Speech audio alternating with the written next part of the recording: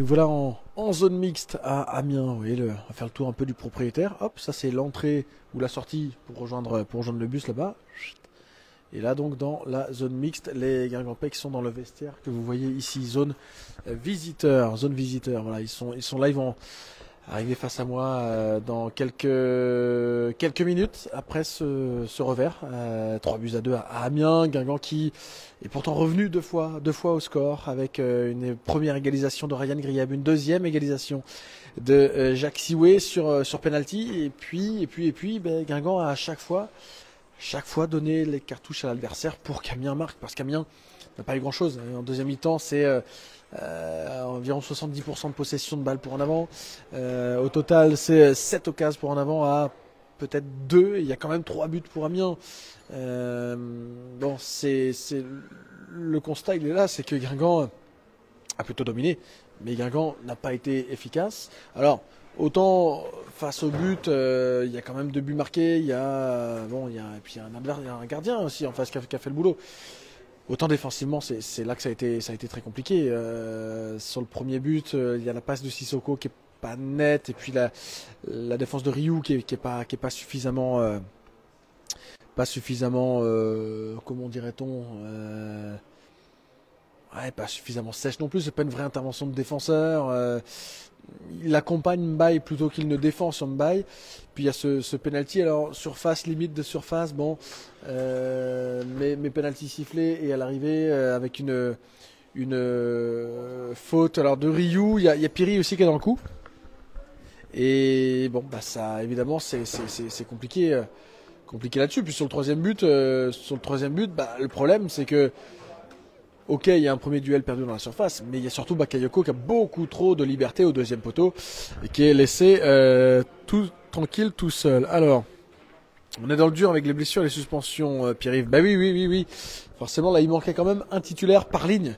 Gomis derrière, Sidibé au milieu et Emia pour l'aspect offensif. Donc, c'est quand même pas rien quand il vous manque tous ces joueurs-là. Il y avait quelques joueurs qui étaient de retour de blessure quand même, comme Nahir et Sissoko, mais voilà, ça n'a pas suffi ce soir. Ça faisait surtout beaucoup d'absents et sans doute trop à un moment donné. Alors, Ripoll a fait ces changements trop tard. C'est vrai qu'ils arrivent, la triplette de changement là arrive, enfin le triple changement arrive après le 3-2. On était à quelle minute à ce moment-là, 74, quelque chose comme ça. Peut-être, ouais, que ça a commencé à ronronner un peu avant, que ça a pu bouger avant. C'est pas impossible. Ouais, c'est vrai que c'est pas impossible. Après, l'impact des entends n'a pas non plus été énormissime. Hop, je regarde là. On doit jamais perdre ce match. 13e défaite de l'année. Trop peu de matchs nuls pour David. Bah oui, j'en parlais pendant le match. Guingamp n'a fait que 3 matchs nuls cette saison. Alors, il y a 15 victoires, c'est quasiment la moitié en 31 journées. Mais il y a aussi 13 défaites. Il y a beaucoup de défaites et il faudrait être capable sur ce genre de match. Alors que Guingamp pouvait gagner, mais quand tu sens que finalement tu n'arrives pas à le gagner, bah, de moins savoir garder le point du nul et trop souvent de fois. Bah, ces matchs-là, ils basculent pour l'adversaire parce que quand Guingamp n'arrive pas à les gagner, bah, Guingamp n'arrive pas à préserver quoi que ce soit. Alors, c'est arrivé 3 fois, hein, mais il y a eu nul contre Annecy, contre Dunkerque et à Grenoble. Mais à Grenoble, c'est pareil, c'est un match qui devait être gagné, il ne l'a pas été. Bon, à l'arrivée, ça arrive bien souvent que Guingamp a ce problème-là quand même entre les matchs. Où il doit soit le gagner, il n'arrive pas à le gagner, soit au moins préserver le point du nul, et non, ça se transforme en défaite, puisqu'il y a déjà 13 défaites depuis le début de la saison. On a les occasions, on les met pas. Maud, oui, il y a au moins 7 occasions, parce qu'en première, il y en a 4. 4 nets, 2 pour le Brice, 1 pour Sioué et le but de Grieb. Et en seconde, il y a le penalty de Sioué, il y a une tête de Piri, et je crois il y en a une autre, mais je sais plus de qui. De Mouchi, il y a une tête de Mouchi notamment, donc voilà, ça en fait quand même, mais il y a un but de moins que l'adversaire qui a eu pourtant au moins 2 fois moins d'occasions qu'en avant. Ça c'est assez incroyable, mais l'équipe d'Amiens qui a su être alors ouais, chirurgicale, je sais pas si on peut le dire ainsi. Je trouve qu'elle a été bien aidée par Guingamp, donc maintenant voilà, Guingamp finalement sa défaite,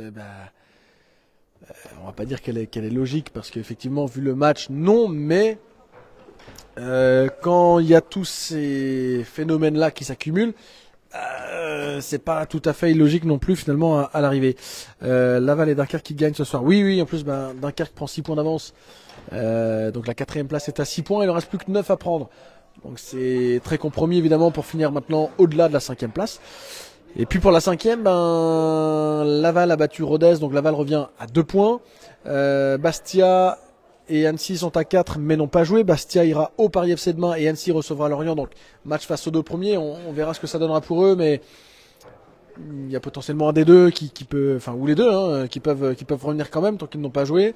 Au moins gratter un point supplémentaire. Bon, c'est fin de saison qui s'annonce pas évidente, mais palpitante. Palpitante parce qu'il y a la réception de Martigues la semaine prochaine qui aura un fort enjeu aussi. Martigues qui n'est plus relégable mais barragiste grâce à sa victoire à Caen.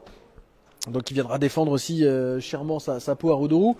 La réception de Bastia qui vaudra évidemment très très cher pour le top 5 puisque on verra où en seront les deux équipes à ce moment-là, si Guingamp est toujours devant ou non, mais ça pourrait soit conforter la place de Guingamp bonsoir devant Bastia, soit changer beaucoup de choses. Et puis le déplacement à Pau chez une équipe paloise qui n'a plus rien à jouer. Mais voilà, ce sera pas facile, hein, ça c'est sûr. Je vois Martigues à fin, ouais. Alors, tac. Alors, je vois une question. Est-ce que tu as des infos par rapport au fait qu'un joueur d'Amiens est rentré sur le terrain sans être dans le groupe? Non. Injay n'était effectivement pas sur la feuille de match, mais comme ça peut arriver parfois quand il y a un blessé à l'échauffement, ce genre de choses, il a remplacé en fait un joueur qui devait être au départ sur la feuille de match. Alors je sais pas lequel s'est blessé, mais voilà, ça c'est des choses qui arrivent pendant l'échauffement. Donc comme la feuille de match sort avant l'échauffement, le nom du joueur n'est pas là. Si le joueur se blesse pendant l'échauffement, voilà, effectivement il n'est plus dessus. C'était arrivé à Sohaib Nahir à Cannes en Coupe de France par exemple. Il devait être titulaire et puis finalement il est sorti de la feuille de match puisque il n'avait pas pu il s'était blessé à l'échauffement, il n'avait pas pu tenir sa place. Martigues à fin, ça va être dur. Ouais, Martigues qui va jouer son maintien. Forcément, Martigues qui a relégué Caen ce soir en s'imposant à Caen. Bon, c'est pas que dû à Martigues, hein, évidemment. Tac, je regarde. Alors, je défile en même temps vos commentaires un petit peu. Hop. Et puis, ouais,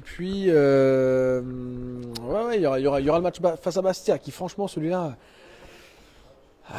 Décidera peut-être finalement de top 5 ou pas top 5. Bon, Guingamp y est encore. Guingamp est 5e. Guingamp le restera à l'issue de cette journée. Peu importe les résultats, les autres résultats du week-end. Guingamp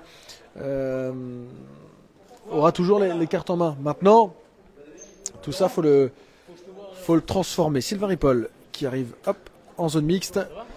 Bonsoir Sylvain. Une défaite, comment ce match a-t-il pu vous échapper ce soir? Comment il a pu nous échapper parce qu'on n'a pas été suffisamment constant dans le match. On a eu des périodes où on était très dominateur et puis des périodes où à l'inverse on était complètement fragile. On a été déficitaire aussi dans la transition défensive en première mi-temps. Là, on les a laissés prendre beaucoup de vitesse. On a perdu des ballons de haut jeu qui nous ont fragilisés parce qu'on a pris des transitions sur 60-70 mètres, les matchs du premier but. Et puis en deuxième mi-temps, alors qu'on sent qu'on va peut-être revenir, on a égalisé, ils n'ont pas sorti de leur moitié quasiment pendant 20 minutes et là on prend deux coups de pied arrêtés, une barre, un but. Donc voilà, c'est des moments du jeu qu'on doit savoir maîtriser et on est beaucoup trop fragile dans ces moments-là. À quoi est due cette fragilité justement qui intervient par séquence? Si on pouvait tout expliquer, en première mi-temps il y a eu des comportements dans l'intensité qui n'étaient pas suffisants. Qui se matérialise aussi probablement sur les coups de pied arrêtés puisqu'on prend une barre et un but alors que c'est des situations où là il faut beaucoup d'agressivité, de vigilance, de discipline et on n'a pas été suffisamment efficace dans ces moments-là du jeu. À côté de ça, il y a une équipe qui se crée quand même au moins 7 occasions nettes, surtout en première mi-temps, qui se tire un peu une balle dans le pied en fait.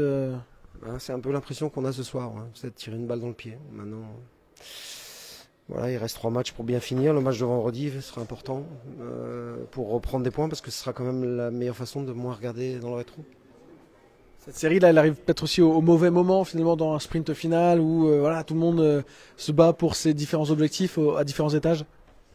Oui, forcément, enchaîner 3 défaites là, même s'il y avait Dunkerque et Lorient à ce moment-là, c'est pas l'idéal. On a aussi d'autres problèmes, voilà, donc on va bien récupérer et retrouver des forces pour lutter pour ces derniers sprints. Il y a des possibilités de récupérer quelques joueurs, peut-être pour la réception de Martigues? Pas certain. Si Dona Gomis qui va faire fin de suspension, donc on devrait retrouver, mais pas certain pour les autres. Non. Voilà. Et quel sentiment domine là, après 3 matchs et 3 défaites et finalement sur des physionomies de matchs qui se ressemblent un peu? Guingamp domine mais finalement perd. Il y a un côté frustration forcément, mais aussi agacement de voir ce côté aléatoire dans notre jeu entre des périodes où on est très dominateur et des périodes où on peut craquer sur pas grand-chose en fait. Et ça c'est très agaçant. Comment réussir justement à remobiliser là, les joueurs pour ces 3 derniers matchs qui vont être hyper importants quand même, parce que vous avez une fin de saison avec en jeu? Ils vont commencer par se laver la tête pendant 48 heures, c'est peut-être un des meilleurs remèdes. Et puis dès lundi, retourner avec beaucoup de force, analyser aussi ce match-là, parce que peut-être que le match de Martigues pourra présenter des choses un peu similaires, donc il faudra se méfier, quoi. On ne peut pas être dominateur, perdre des ballons là-haut et puis prendre des transitions sur pas grand-chose en fait, sur des rushs ou ou des joueurs qui font des appels verticaux. Donc on doit contrôler ça, et une façon de le contrôler, c'est aussi de mieux gérer le ballon et de ne pas le perdre dans des endroits ou des moments du jeu qui sont préjudiciables. Et est-ce que cette fragilité défensive s'explique quand même en partie par le manque de constance dans la charnière centrale? C'est vrai que vous avez fait face à des soucis d'effectifs. On va pas chercher d'excuses. C'est pas là-dedans qu'on trouvera les solutions en tout cas. Voilà. Merci Sylvain. Sylvain Ripoll, hop, l'entraîneur. Oh là, qu'est-ce que j'ai fait? Voilà, l'entraîneur d'en avant, on va retourner l'écran, voilà, s'il le veut bien. Après donc cette défaite, 3 buts à 2. Ici à Amiens. Est-ce que je peux t'arrêter une petite seconde? Sohaib Nahir à notre micro. Sohaib, c'est la question qu'on a posée au coach aussi. Comment ce match vous a-t-il échappé? Déjà bonjour à tous, enfin bonsoir. Comment il nous a échappé, un peu comme plein de week-ends. On a l'impression de dominer le match de fond en comble et ils arrivent 3 fois dans notre camp et ils marquent. Je ne sais pas comment on a perdu ce match-là. Maintenant, ce qui est fait est fait. Il reste 3 matchs. On va continuer à se battre jusqu'au bout. On va rien lâcher et on va essayer d'accrocher cette 5e, 4e place. Est-ce que c'est dû à un manque de concentration par séquence, à des erreurs, à une façon de défendre qui parfois vous met dans le dur? Comment expliquer ça? Non, faut pas remettre en cause le plan de jeu parce que quand on le fait bien, on voit qu'on domine les équipes comme le match contre Laval. C'est pas le plan de jeu qui est le problème, c'est que on met pas les ingrédients nécessaires dès le début. On se fait surprendre par chaque fois. C'est souvent les mêmes schémas de match. On se fait surprendre dès le début du match et après on doit courir après le score, c'est très compliqué. Mais comme j'ai dit, il reste 3 matchs, on va continuer à se battre et c'est comme ça. Au moment où vous revenez au score, à 2 reprises, vous avez les occasions aussi pour passer devant. C'est peut-être d'autant plus frustrant ça? Ouais, c'est frustrant parce qu'on domine le match, comme j'ai dit. Vraiment, on est chez eux toute la mi-temps. À chaque fois, c'est le même discours à la fin du match. C'est ouais, vous êtes une très grosse équipe, mais nous, on s'en fout de ça, tu vois. Enfin, avec tout le respect que j'ai pour ceux qui nous écoutent, on s'en fout, on veut juste gagner des matchs. Quand on perd le match, on nous dit on est une belle équipe, c'est encore plus rageant. Donc, à nous de travailler sur les points qui vont pas. Et faut relever la tête, il reste 3 matchs, on est encore 5e, donc maintenant, on va se bagarrer. Hein. 3 matchs avec des cartes en main, malgré tout. Ça, c'est le côté positif qu'on peut garder. Guingamp est toujours 5e, a les cartes en main pour le rester. On a les cartes en main, mais là, on s'est mis un peu le faux au cul. Donc maintenant, il faudra plus faire d'erreurs. Défensivement, ça a été très compliqué. Comment vous l'expliquez? Vous avez été pris de vitesse plusieurs fois et sur les coups de pied arrêtés, vous avez eu du mal à mettre un peu de présence dans la surface. Vous pensez que c'est dû à quoi? Vous trouvez que c'était compliqué défensivement? Moi, je trouve pas. Je trouve juste qu'ils sont venus 3 fois dans notre camp et ils ont marqué. C'est tout. Sinon, on a coupé les comptes plein de fois. On est resté chez eux quasiment toute la deuxième mi-temps. Donc, compliqué défensivement, c'est pas le terme que je dirais, mais on n'a pas été assez efficace. Un sentiment d'injustice un peu du coup qui domine, vu que justement vous avez été dans leur surface et au final vous vous faites prendre sur leur. Un sentiment d'injustice, on peut s'en prendre qu'à nous-mêmes, hein, parce que comme je dis, toute la mi-temps, on est chez eux, on domine. On fait un match de hand autour de leur surface et on se prend 3 contre et des coups de pied arrêtés, des buts comme ça. Alors quand on est de la fin, quand on sait ce qu'on veut jouer, c'est compliqué. Donc maintenant, c'est pas fini, on va relever la tête, on va continuer. je suis confiant. Vous aviez enchaîné une série de 3 victoires, là c'est 3 défaites, c'est pas facile à vivre. Je suppose aussi à chaque fois il faut se relever. Et puis même quand vous gagnez, finalement au bout d'un moment, forcément il y a de l'exigence. Et comment on le vit, oui. Si les matchs n'étaient pas bons, je vous dirais que c'est un gros problème. Ça en est un, forcément de ne pas gagner des matchs. Mais on a toujours le sentiment de maîtriser les matchs et on se prend des buts sur des faits de jeu. Là c'est un péno, là c'est un contre dès le début du match. On n'a pas le droit de se faire surprendre comme ça. Mais c'est à l'image de notre saison. Quand tout va bien, ça déroule. Quand tout va mal, c'est compliqué. Et là, je ne dirais pas que tout va mal parce que le match était géré. Mais malheureusement, on part sans points ce soir. Le coup de pied arrêté, justement, c'est quelque chose qui est revenu plusieurs fois cette saison, d'avoir ces lacunes-là finalement. Ouais, c'est clair qu'il y a une période, ça allait beaucoup mieux. Parce que ça fait un moment qu'on ne prend pas de but sur coup de pied arrêté. Maintenant, aujourd'hui, on en prend un. Après, c'est pas la fin du monde, il faut continuer. Comme j'ai dit, il faut rester positif, on est encore 5e, il n'y a pas le feu au lac. C'est juste que maintenant, on s'est mis dans une position où on doit gérer différemment les matchs, on doit les aborder différemment. 3 matchs, 3 finales et on va faire les barrages. Merci, Sohaib. Bon retour. Retour qui sera d'ailleurs long pour les Guingampais parce qu'ils sont venus en bus ici à Amiens. Ils sont partis hier de Guingamp. Ils ont eu un entraînement délocalisé du coup hier en fin de journée. Ici, et puis donc retour là toute la nuit dans le bus, arrivé prévu vers 6h du matin du côté de Guingamp. Est-ce qu'on peut t'arrêter une petite seconde? Bon, on te laisse aller te reposer. Ouais, le retour qui va être long, mine de rien, à 7 heures de bus à peu près. En voiture c'est 6 heures, mais le bus ça va un peu moins vite. Temps de s'arrêter peut-être une fois ou deux aussi sur le trajet. Bon, avec la défaite forcément que ce sera un peu plus long encore dans les têtes. Voilà, du côté de Guingamp pour cette rencontre, pour ce retour en tout cas d'Amiens après cette défaite 3-2. Amiens qui était une bête noire pendant un bout de temps, qui l'était moins, mais sur le match de ce soir on a presque envie de dire que c'est de retour le cas par rapport au match fourni et par rapport au résultat qui est là à l'arrivée. Bon, comme l'a dit Sohaib Nahir, ils peuvent s'en prendre qu'à eux-mêmes parce que c'est vraiment, je trouve, Guingamp qui a mis Amiens dans, pas la facilité, mais qui a donné ses cartouches à Amiens, qui a fait ce qu'il ne fallait sans doute pas faire. Donc c'est erreur défensive, oui, laxisme un peu des fois en termes de marquage, intervention sur le penalty, qui ne nécessite pas non plus certainement une faute, la faute est quand même commise. Ça fait beaucoup, effectivement. Puis ce qui expliquait Sylvain Ripoll, ce côté où tu fais un appel en haut, c'est-à-dire devant quand tu attaques, et puis tu gères pas derrière l'aspect défensif, la transition de l'adversaire.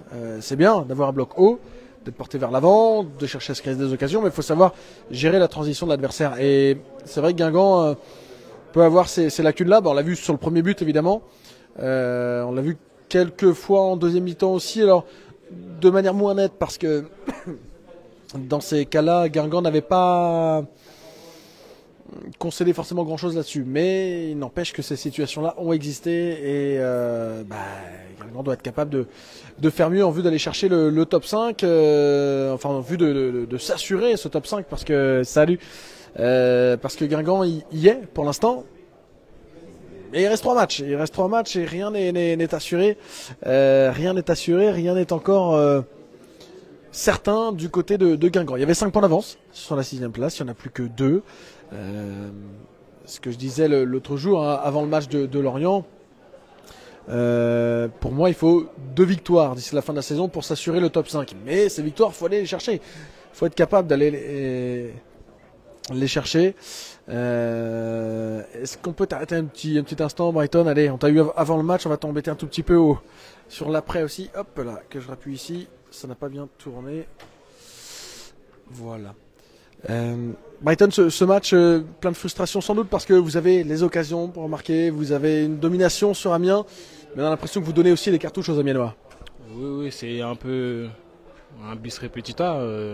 Généralement, on se fait souvent punir par ce qu'on donne aux adversaires. Et nous, quand on nous donne, on a du mal à les mettre au fond, ou même avec le bon jeu qu'on arrive à produire, n'arrive pas à être décisif et on le paye cash ce soir. Et surtout, voilà, c'était des points qui étaient importants. Donc ça fait chier. Pardon de l'expression, mais ça fait chier. Comment expliquer cette tendance où Guingamp fournit des bons matchs, où Guingamp est dominateur en partie, mais à l'arrivée finalement est souvent puni comme ça? Voilà, c'est comme j'ai dit, hein, je vais dire un manque de constance. Un manque de constance, on produit du beau jeu et puis voilà, sur 5-10 minutes dans le match, on peut avoir une absence et on se fait punir à ces moments-là et on en paie les conséquences et on l'a encore vu ce soir. Le positif dans tout ça, c'est que Guingamp, dans tous ses matchs, se crée des occasions, met en danger ses adversaires. Sohaib disait que très souvent, on vous dit vous êtes une belle équipe, c'est costaud. Il y a quelque chose quand même dans cette équipe, hein, on l'a vu jusqu'à présent. Oui, clairement. Comme on le sait, on le dit, on le répète, tout le monde sait qu'on joue bien au ballon, qu'on pose problème à chaque équipe de ce championnat, mais voilà, il y a des matchs où on n'est pas assez tranchant et on en paie les conséquences parce que je pense que en étant plus tranchant, on serait pas en train de se battre pour cette 5e place, mais peut-être aller plus haut. 4e, c'est un petit peu éloigné là, du coup, avec la victoire de Dunkerque. Bon, faut assurer la 5e, quoi, être dans ces clous-là. Oui, c'est sûr, mais après voilà, il reste encore 3 matchs. Il y a 9 points à prendre, on ne sait pas ce qui peut se passer, donc. À nous de faire les bonnes opérations à la maison, parce qu'on a la chance de jouer 2 fois à la maison. Et voilà, de faire en sorte de prendre les 6 points à la maison et on verra ce que l'avenir nous réserve. Vous êtes sur une série de 3 défaites un peu frustrantes. Comment on fait pour rebasculer vite là sur le prochain match? Au travail, hein, comme d'habitude, hein, de toute façon on n'a pas le choix. Ça fait partie du métier, ça fait partie du jeu. On se doit juste de retourner, regarder ce qui ne va pas et justement, comme je l'ai dit, retourner à domicile et mettre les bons ingrédients pour pouvoir gagner. Et d'un point de vue personnel, vous êtes de retour après une période de blessure. Pour vous, c'est le côté satisfaction quand même en dehors de la défaite, de revenir au meilleur moment pour la fin de saison? Oui, clairement. J'avais hâte, j'avais peur de pouvoir louper un bon mois. J'ai réussi à revenir avant et voilà, j'espère reprendre un peu plus d'élan pour pouvoir aider l'équipe pour cette fin de saison. Merci Brighton. Brighton Labo, ancien amiénois de cette équipe de Guingamp, lui aussi fait partie des joueurs passés par Guingamp et Amiens et dans ce stade donc de la Licorne. Plusieurs joueurs sont sortis. Je pense qu'il en reste encore quelques-uns du côté d'en avant. On aura peut-être encore une ou deux réactions avant la fin de ce débrief. J'essaie de revoir vos commentaires en même temps. Alors ça s'affiche plus. Il s'affiche plus. En tout cas, voilà. C'est vrai que Guingamp, c'est vrai que dans les matchs qui ne tournent pas bien, c'est-à-dire qui ne tournent pas résultat négatif, il y a malgré tout ce fond de jeu qui est là. Guingamp, il y a des occasions à tous les matchs. Il y a une équipe qui existe dans les matchs. Mais par contre, oui, tant que Guingamp donnera autant de cartouches à ses adversaires, ce sera problématique. Sur les 3 derniers matchs, c'est 8 buts encaissés et sans pas grand-chose en plus. Alors, contre Lorient, c'est un peu différent. Je trouve que c'est le talent lorientais et notamment Delis Junior Kroupi qui a permis de renverser les choses.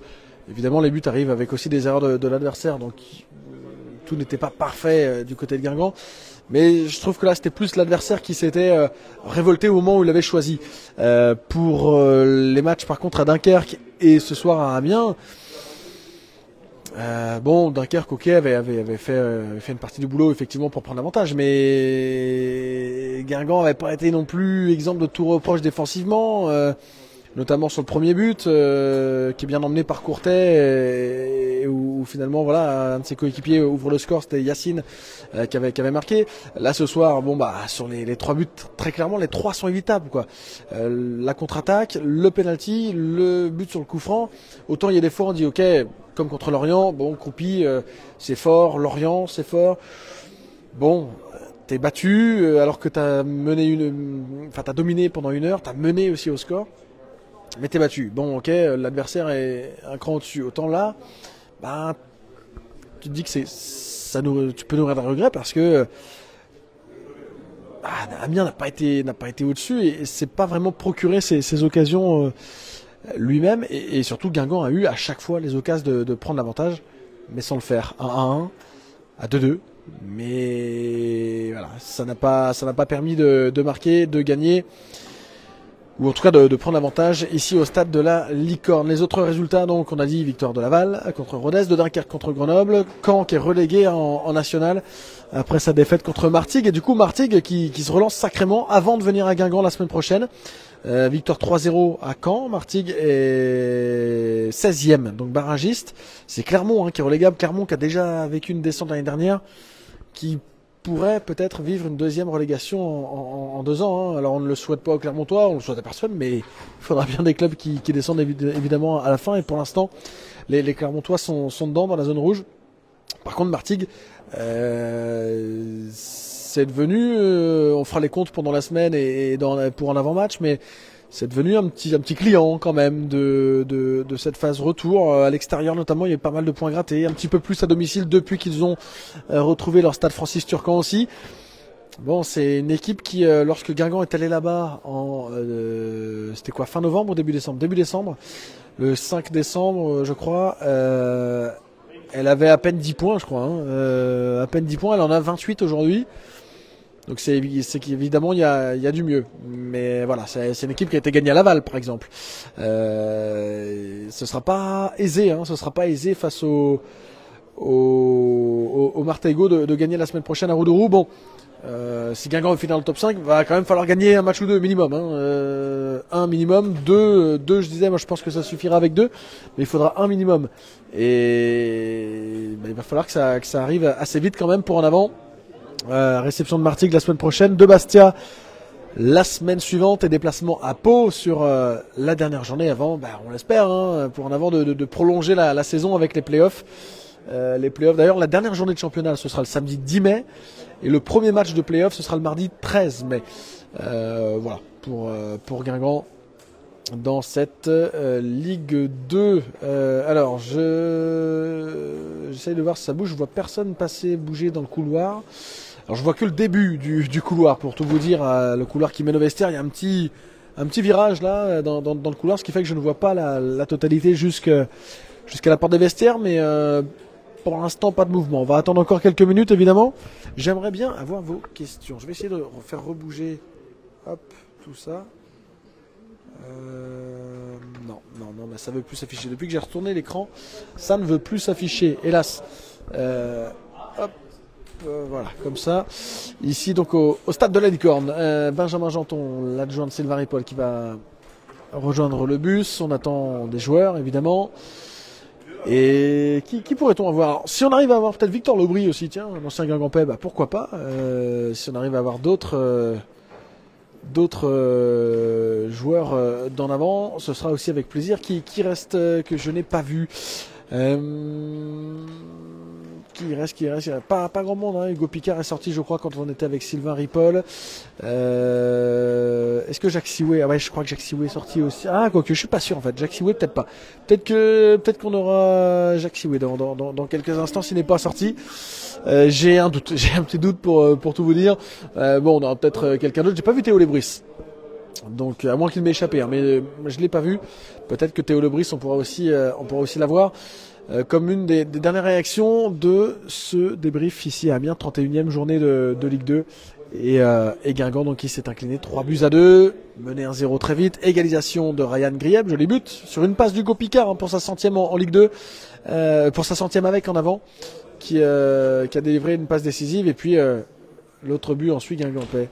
Est-ce qu'on peut t'arrêter un petit instant, Théo, à notre micro? Théo Lebris, on laisse poser ses affaires, hop. Voilà. Théo, on a l'impression que Guingamp avait tous les arguments offensifs ce soir pour gagner ce match, mais en contrepartie, vous avez donné trop de cartouches aux Amiénois.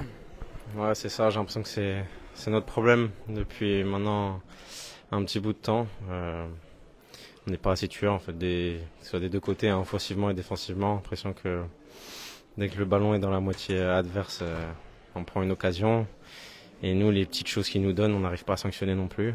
Donc ça se répète un peu, c'est ça qui est un peu embêtant. Mais on a encore le destin entre nos mains, il reste 3 matchs, 2 à domicile. Donc il falloir gagner les 3 tout simplement.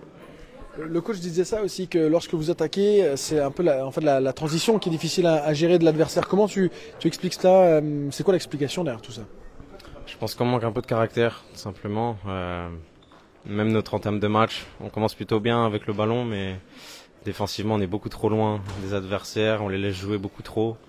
Si on veut de l'ambition, on est obligé d'aller les chercher un peu plus que ça, à rentrer un peu plus dans les duels. Enfin, on a gagné, je pense, aucun duel sur le premier quart d'heure, donc c'est pas normal.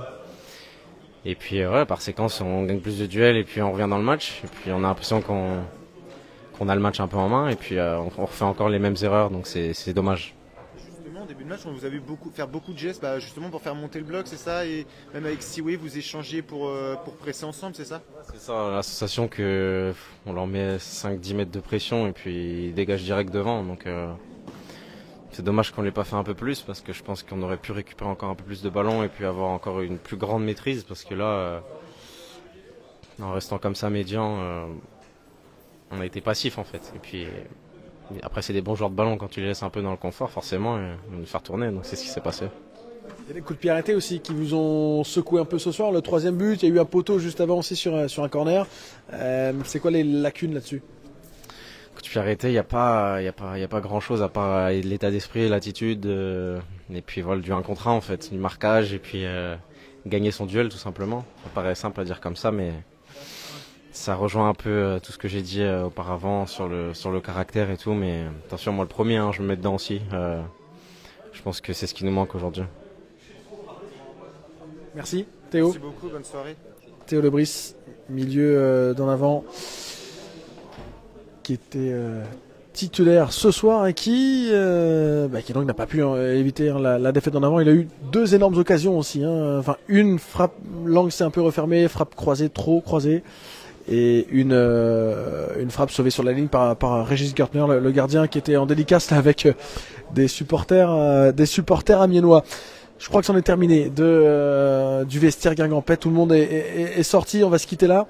On va se retrouver évidemment très vite avec des petites pastilles. Vous qui êtes à la Mandoline, on vous souhaite une belle fin de soirée avec Pierre, Com, avec Alexis aussi qui est là. Et on se retrouve très vite. Il y aura un avant-match dans la semaine évidemment avant la réception de Martigues, vendredi 20h à Roudourou. Voilà, il reste encore beaucoup de choses à vivre sur cette fin de saison. On espère qu'il y en aura des belles, et notamment les playoffs.